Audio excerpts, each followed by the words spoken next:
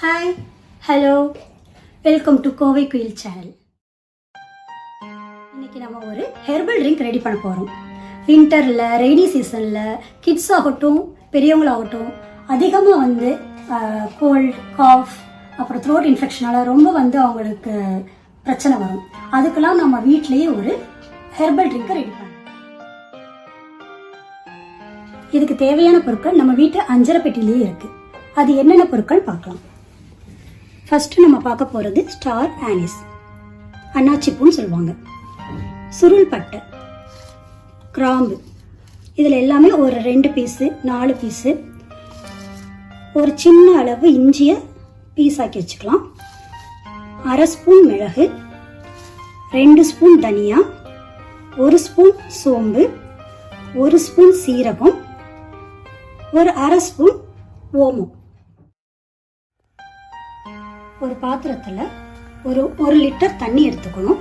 அதில் இங்கே இருக்கக்கூடிய எல்லா பொருட்களையும் ஒவ்வொன்றா சேர்த்துக்கணும். மொத்தமாக சேர்த்து கொதிக்க விடணும்.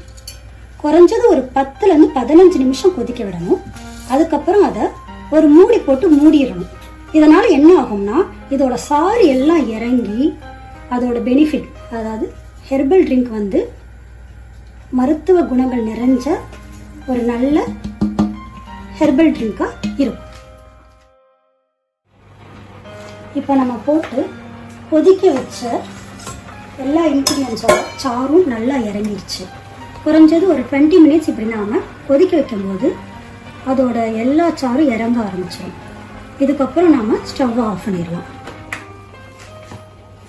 இது நல்லா ஆறுனதுக்கு அப்புறம் நீங்க இதை வடிகட்டி வேற பாத்திரத்துல ஸ்டோர் பண்ணி வச்சுக்கலாம். உங்களுக்கு எப்பெல்லாம் வேணுமோ இதை ஒரு ஹெர்பல் ட்ரிங்கா, ஹெர்பல் டீயா சூடு பண்ணி குடிச்சுக்கலாம்.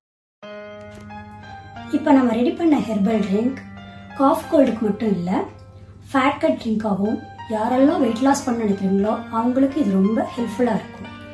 யாருக்கெல்லாம் டைஜஷன் இஷ்யூஸ், கேஸ்ட்ரிக் ப்ராப்ளம் இருக்கோ அவங்களுக்கு இது ரொம்ப பெனிஃபிஷியலாக இருக்கும். கண்டிப்பாக செஞ்சு பாருங்க. ஸோ தேங்க்ஸ் ஃபார் வாட்சிங். மீண்டும் சந்திப்போம்.